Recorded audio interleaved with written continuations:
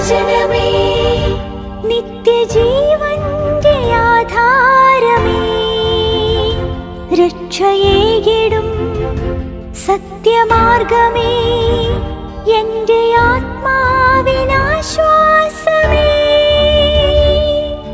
വചനം വചനം വചനം. നെഹെമ്യായുടെ പുസ്തകം 7-ാം അധ്യായം. മതിൽ നിർമ്മിതമായപ്പോൾ ഞാൻ കതകുകൾ പിടിപ്പിച്ചു. കാവൽക്കാരും ഗായകരും ലേവായരും നിയമിതരായി. ഞാൻ എൻ്റെ സഹോദരൻ ഹനാനിയെയും കോട്ടയുടെ അധിപനായ ഹനാനിയായെയും ജെറുസലേമിന്റെ മേൽ ചുമതലപ്പെടുത്തി. എന്തെന്നാൽ ഒരു വിശ്വസ്ത വ്യക്തി എന്ന നിലയിൽ അവൻ അനേകരേക്കാൾ ദൈവഭയമുള്ളവനായിരുന്നു. ഞാൻ അവരോട് പറഞ്ഞു, വെയിൽ മൂക്കുന്നത് വരെ ജെറുസലേമിന്റെ കവാടങ്ങൾ തുറക്കപ്പെടരുത്. അവർ കാവൽ നിൽക്കുന്നത് വരെ വാതിലുകൾ അടച്ച് കുറ്റിയിട്ടിരിക്കണം. ജെറുസലേം നിവാസികളെ ഓരോരുത്തരെയും സ്വന്തം കാവൽ സ്ഥാനത്തും അവനവന്റെ ഭവനത്തിന് മുൻപിലും കാവൽക്കാരായി നിയമിക്കുക. നഗരം ഏറെ വിസ്തൃതവും വിശാലവുമായിരുന്നു. അതിനു മധ്യേ ജനം വിരളവും. വീടുകളാകട്ടെ പണിയപ്പെട്ടിരുന്നില്ല. അപ്പോഴാണ് എൻ്റെ ദൈവം എൻ്റെ മനസ്സിൽ ഒരാശയം ഉദിപ്പിച്ചത്. വംശപരമ്പര പട്ടികയിൽ എഴുതി ചേർക്കാൻ ഇടപ്രഭുക്കന്മാരെയും വരേണ്യരെയും ജനത്തെയും ഞാൻ വിളിച്ചുകൂട്ടി. ആദ്യം കയറിപ്പോന്നവരുടെ പട്ടിക ഗ്രന്ഥം ഞാൻ കണ്ടെത്തി. അതിൽ എഴുതപ്പെട്ടതായി ഞാൻ കണ്ടെത്തിയവരാണ് ബാബിലോൺ രാജാവായ നബൂഖദ്നേസർ, നാടുകടത്തിയ പ്രവാസി തടവുകാരിൽ നിന്ന് കയറിപ്പോന്ന് താന്താങ്ങളുടെ പട്ടണമായ ജെറുസലേമിലും യൂദയായിലും തിരിച്ചെത്തിയ പ്രവിശ്യാംഗങ്ങൾ: സെറുബാബേൽ, യെശുവ, നെഹമിയ, അസറിയ, റാമിയ, നെഹമാനി, മൊർദെക്കായ്, ബിൽഷാൻ, മിസ്പേരത്ത്, ബിഗ്വായ്, നേഹും, ബാന എന്നിവരോടൊപ്പം വന്നവരാണവർ.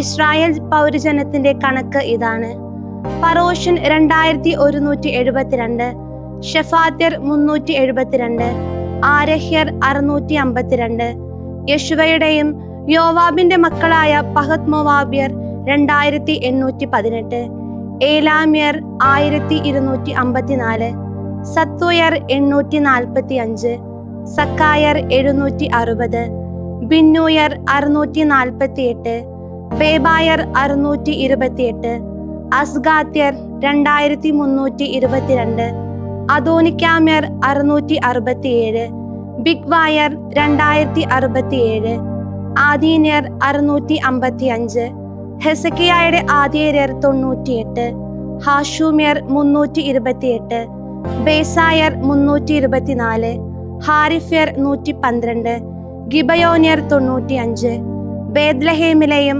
നെത്തോഫായിലെയും പൗരന്മാർ 188, അനാത്തോത്ത് പൗരന്മാർ 128, ബേത് അസ്മാവത്ത് പൗരന്മാർ 42, കിരിയാത്ത് യയാരീം, കെഫീറ, ബേറോത്ത് പൗരന്മാർ 743, റാമ, ഗേബ പൗരന്മാർ 621, മിക്മാസ് പൗരന്മാർ 122, ബേദേൽ, ആയി പൗരന്മാർ 123, നെബോ, അഹേർ പൗരന്മാർ 52, ഏലാം, അഹേര്യർ 1254, ഹാരീമർ 320, ജെറീക്കോക്കാർ 345, ലോത്ത്, ഹാദിദ്, ഓനോ എന്നിവിടുത്തക്കാർ 721, സെനാഹ്യർ 3930. പുരോഹിതന്മാർ യെശുവയുടെ കുടുംബത്തിലെ യദായാക്കാർ 973, ഇമ്മേര്യർ 1052, പഷ്ഹൂര്യർ 1247, ഹാരീമ്യർ 1017, ലേവായർ ഹൊദവായരായ യെശുവയുടെയും കദ്മിയേലിന്റെയും മക്കൾ 74, ഗായകർ ആസാഫ്യർ 148, വാതിൽ കാവൽക്കാർ ഷെല്യൂമർ, ആത്യര്യർ, തൽമോന്യർ, അക്കൂബ്യർ, ഹത്തിതായർ, ശോഭായർ എന്നിവർ 138, ദത്ത് ശുശ്രൂഷികൾ സിഹായർ, ഹസുഫായർ, തബോവോത്യർ, കേറോസ്യർ, സിയായർ, പാത്തോന്യർ, ലബാനാക്കാർ, ഹാഗാബാക്കാർ, ഷൽമായർ, ഹാനാന്യർ, ഗിദേല്യർ, ഗാഹിര്യർ, റയായാക്കാർ, റസീന്യർ, നെക്കോദായർ, ഗസാമ്യർ, ഉസായർ, പസേഹ്യർ, ബേസായർ, മെയൂനിമർ, നെഫീഷ് സീമ്യർ, ബെക്ബൂക്യർ, ഹക്കുഫായർ, ഹർഹൂര്യർ, ബാസ്ലീത്യർ, മെഹീദായർ, ഹർഷായർ, ബെർക്കോസ്യർ, സിസേറായർ, താമഹ്യർ, നെസീഹ്യർ, ഹത്തിഫായർ, സോളമന്റെ ദാസന്മാരുടെ മക്കൾ സോത്യർ, സൊഫേറേത്യർ, പെരീദായർ, എലായർ, ദാർക്കോന്യർ, ഗിദേലിയർ, ഷഫാത്തിയാക്കർ, ഹത്തീലർ, പൊക്കരത്ത് ഹസ്ബായിമ്യർ, ആമോന്യർ, ദത്ത് ശുശ്രൂഷികളും സോളമന്റെ ദാസന്മാരുടെ മക്കളും ആകെ 392 പേർ. തെൽമെലഹ്, തെൽഹർഷ, കെരൂബ്, അദോൻ, ഇമ്മർ എന്നിവിടങ്ങളിൽ നിന്ന് കയറി വന്നവരും തങ്ങളുടെ പിതാക്കന്മാരുടെ കുടുംബവും അവരുടെ സന്താന പരമ്പരയും ഇസ്രായേലിൽ നിന്നാണോ എന്ന് വിവരിക്കാനാവാത്തവരുമാണ് താഴെ പറയുന്നവർ. ദലായായർ, തോബിയായർ, നെക്കോദായർ എന്നിവർ 652. കൂടാതെ പുരോഹിതന്മാരിൽ നിന്ന് ഹൊബായായർ, ഹക്കൂസ്യർ, ഗിലൈദകാരനായ ബർസില്ലായുടെ പെൺമക്കളിൽ നിന്ന് ഭാര്യയെ സ്വീകരിച്ചതുവഴി അവരുടെ പേര് വിളിക്കപ്പെട്ട ബർസില്ലായർ എന്നിവർ വംശപട്ടികയിൽ ചേർക്കപ്പെടാനുള്ളവരായിരുന്നു. അവർ തങ്ങളുടെ രേഖ അന്വേഷിച്ചെങ്കിലും കണ്ടുകിട്ടിയില്ല. അതിനാൽ അവർ അശുദ്ധരായി പരിഗണിക്കപ്പെട്ട് പൗരോഹിത്യത്തിൽ നിന്ന് പുറന്തള്ളപ്പെട്ടു. ഉറീമും തുമ്മീമുമായി ഒരു പുരോഹിതൻ നിൽക്കുന്നതുവരെ അതിവിശുദ്ധ വസ്തുവിൽ നിന്ന് അവർക്ക് ഭക്ഷിക്കാനാകില്ലെന്ന് അവരെക്കുറിച്ച് ഭരണാധികാരി ഉത്തരവിറക്കി. സമൂഹം മുഴുവൻ ആകെ 40,360 പേരായിരുന്നു. അവരുടെ ദാസിദാസന്മാർക്ക് പുറമെയാണിത്. ഇവർ 7,337 പേരായിരുന്നു. അവർക്ക് 245 ഗായകന്മാരുണ്ടായിരുന്നു. 435 ഒട്ടകങ്ങളും 6,720 കഴുതകളും ഉണ്ടായിരുന്നു. പിതൃതലവഗണത്തിലെ അവസാനക്കാരും പണിക്ക് സംഭാവന ചെയ്തു. ഖജനാവിലേക്ക് ഭരണാധികാരി 1000 ധാരിക് സ്വർണവും 50 കോപ്പകളും 530 പുരോഹിതി അങ്കികളും നൽകി. പിതൃതലവന്മാരിൽ ചിലർ നിർമ്മാണ നിധിയിലേക്ക് 20,000 ധാരിക് സ്വർണവും 2,200 മീന വെള്ളിയും നൽകി. ജനത്തിന്റെ ശിഷ്ടഭാഗം നൽകിയത് 20,000 ധാരിക് സ്വർണവും 2,000 മീന വെള്ളിയും 67 പുരോഹിത അങ്കികളുമായിരുന്നു. പുരോഹിതന്മാരും ലേവായരും വാതിൽ കാവൽക്കാരും ഗായകരും ജനത്തിൽ ചിലരും ദത്ത് ശുശ്രൂഷകരും ഇസ്രായേൽക്കാരെല്ലാവരും താന്താങ്ങളുടെ പട്ടണങ്ങളിൽ താമസിച്ചു. 7-ാം മാസം ആസന്നമായപ്പോൾ ഇസ്രായേലിയർ തങ്ങളുടെ പട്ടണങ്ങളിലായിരുന്നു. നെഹെമ്യായുടെ പുസ്തകം 8-ാം അധ്യായം. ജനം മുഴുവൻ ഏകയോഗമായി ജലകവാടത്തിന് മുന്നിലെ ചതുരത്തിൽ സമ്മേളിച്ചു. അവർ ഗുമസ്തനായ എസ്രായോട് കർത്താവ് ഇസ്രായേലെ അനുശാസിച്ച മോശയുടെ നിയമഗ്രന്ഥം കൊണ്ടുവരാൻ ആവശ്യപ്പെട്ടു.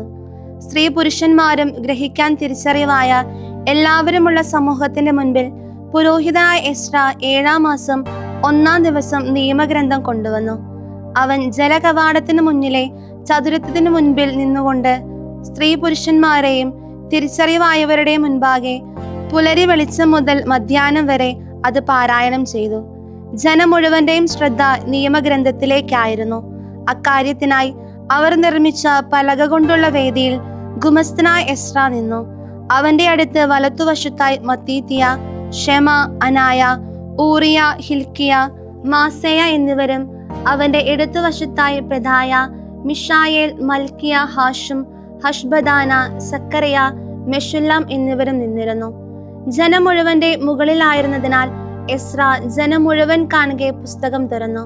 അത് തുറന്നപ്പോൾ ജനം മുഴുവൻ എഴുന്നേറ്റ് നിന്നു.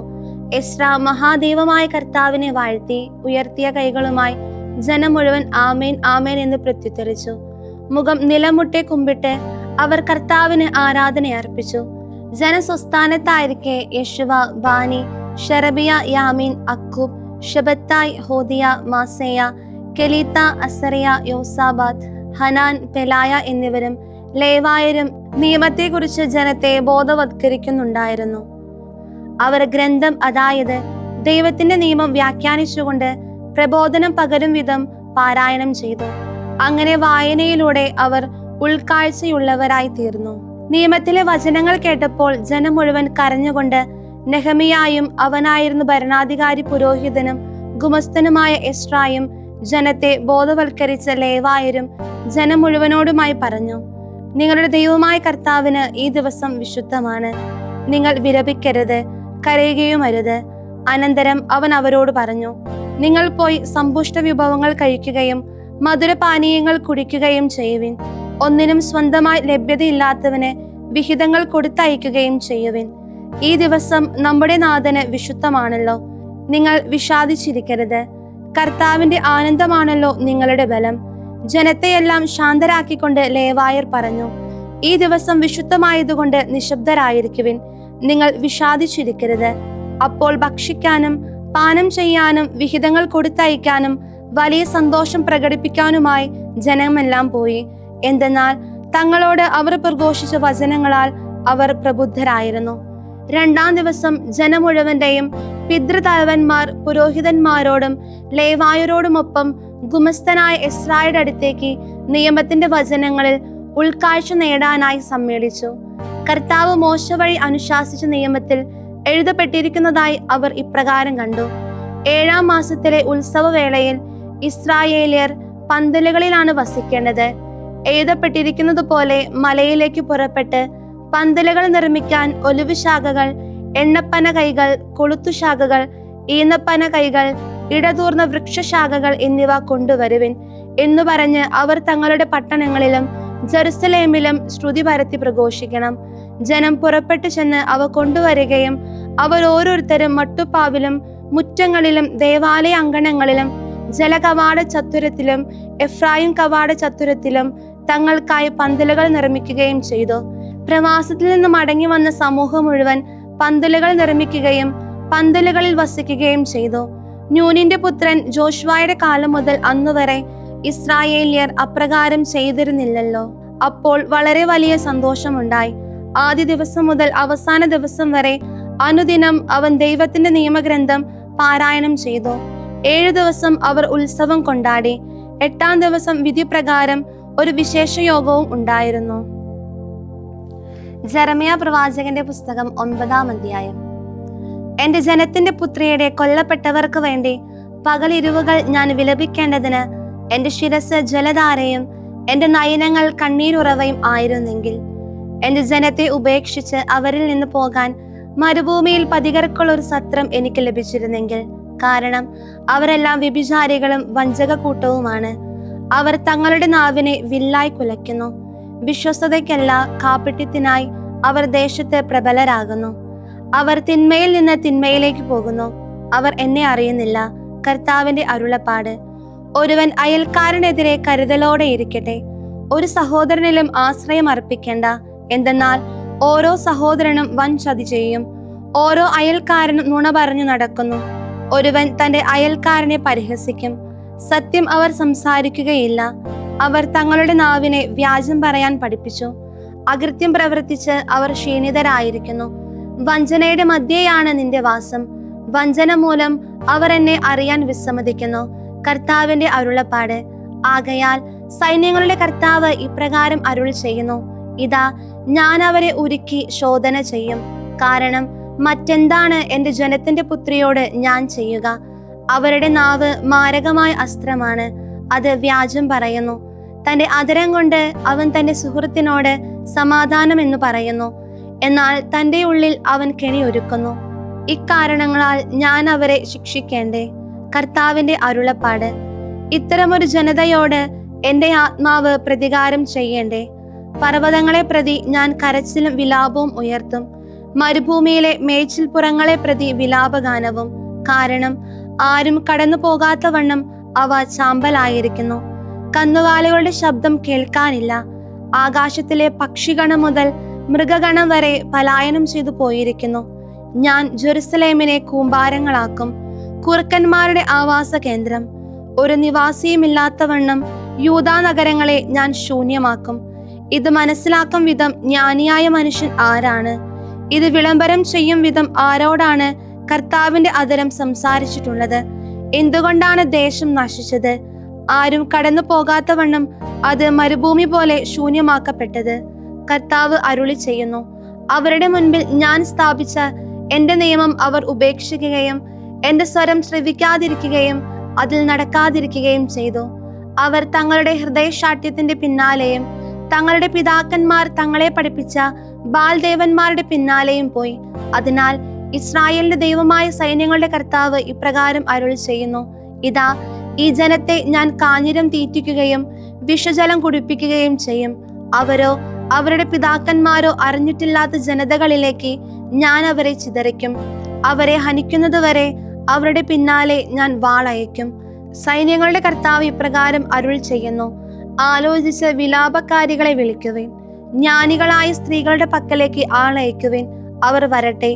അവർ വേഗം വന്ന് നമ്മെ പ്രതി ഒരു വിലാപഗാനം ഉതിർക്കട്ടെ. അങ്ങനെ നമ്മുടെ നയനങ്ങൾ കണ്ണീർ പൊഴിക്കുകയും നമ്മുടെ കൺപോളകൾ സജലമാകുകയും ചെയ്യട്ടെ.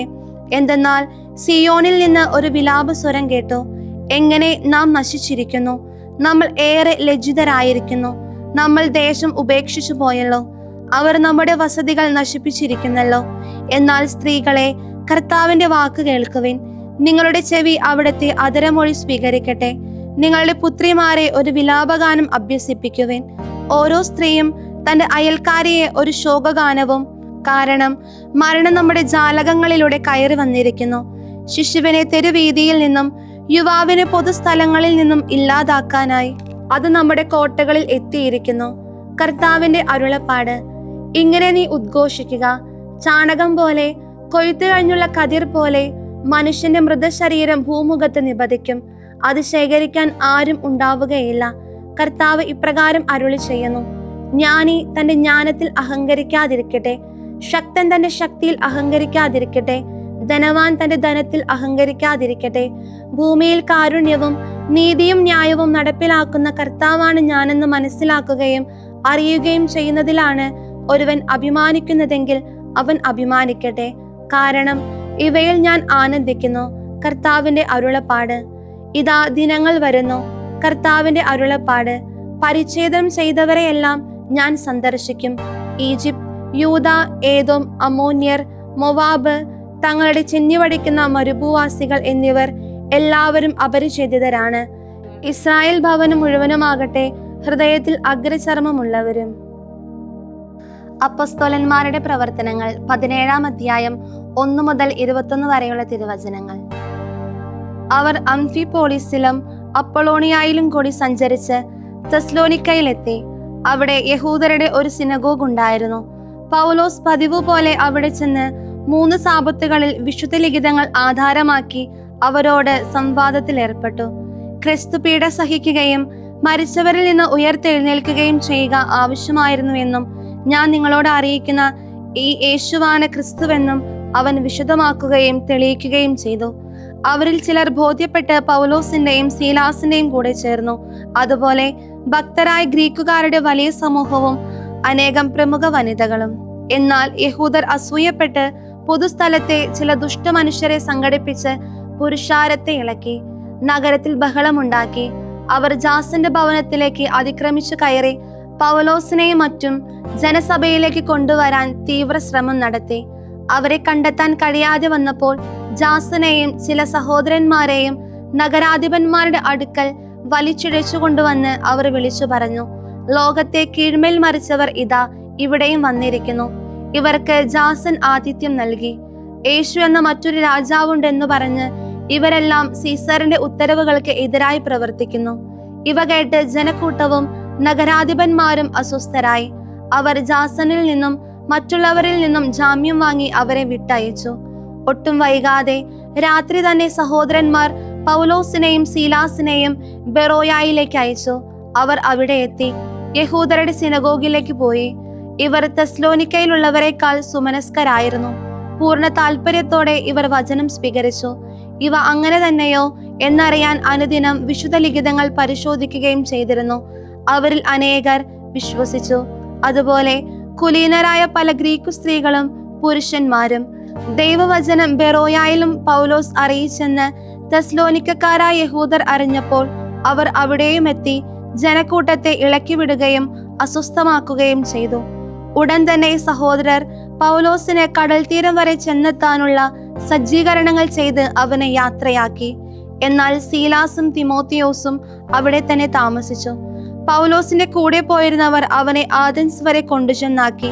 സീലാസും തിമോത്തിയോസും കഴിയുന്നതും വേഗം അവന്റെ അടുക്കൽ എത്തിച്ചേരണമെന്ന കൽപ്പന സ്വീകരിച്ച് തിരിച്ചു പോന്നു. പൗലോസ് അവരെയും പ്രതീക്ഷിച്ച് ആഥൻസിൽ താമസിക്കവേ നഗരം മുഴുവൻ വിഗ്രഹങ്ങൾ കൊണ്ട് നിറഞ്ഞിരിക്കുന്നത് കണ്ട് അവന്റെ മനസ്സിൽ ക്ഷോഭമുണ്ടായി. അതിനാൽ സിനഗോഗിൽ വെച്ച് യഹൂദരുമായും ഭക്തരുമായും പൊതുസ്ഥലത്ത് വെച്ച് എല്ലാ ദിവസവും അവിടെ വന്നു കൂടിയിരുന്നവരുമായും അവൻ സംവാദത്തിൽ ഏർപ്പെട്ടു. ചില എപ്പിക്കൂരിയൻ ചിന്തകരും സ്റ്റോയിക് ചിന്തകരും അവനോട് തർക്കിച്ചു. ചിലർ പറഞ്ഞു, ഈ വിടുവായൻ എന്തു പുലമ്പാനാണ് ഭാവിക്കുന്നത്? ഇവൻ അന്യദേവതകളുടെ പ്രസംഗകനാണെന്ന് തോന്നുന്നതായി മറ്റുള്ളവർ പറഞ്ഞു. എന്തെന്നാൽ അവൻ യേശുവിനെ കുറിച്ചും ഉദ്ധാനത്തെക്കുറിച്ചും പ്രഘോഷിച്ചിരുന്നു. അവർ അവനെ പിടിച്ച് അരയോപഗസിൽ എത്തിച്ചിട്ട് പറഞ്ഞു, നീ പറയുന്ന പുതിയ പ്രബോധനം എന്തെന്നറിയാൻ ഞങ്ങൾക്ക് കഴിയുമോ? എന്തെന്നാൽ ഞങ്ങളുടെ കാതുകൾക്ക് തീർത്തും വിചിത്രങ്ങളായ കാര്യങ്ങളാണല്ലോ നീ പറയുന്നത്. അവയുടെ പൊരുൾ അറിയാൻ ഞങ്ങൾ ആഗ്രഹിക്കുന്നു. എല്ലാ ആഥൻസുകാർക്കും അവിടെ താമസിച്ചിരുന്ന വിദേശികൾക്കും പുതിയ കാര്യങ്ങളെക്കുറിച്ച് പറയുന്നതിനും കേൾക്കുന്നതിനുമല്ലാതെ മറ്റൊന്നിനും സമയമില്ലായിരുന്നു. ദൈവവചനമേ, നിത്യജീവന്റെ ആധാരമേ, രക്ഷയേകിടും സത്യമാർഗമേ, എന്റെ ആത്മാ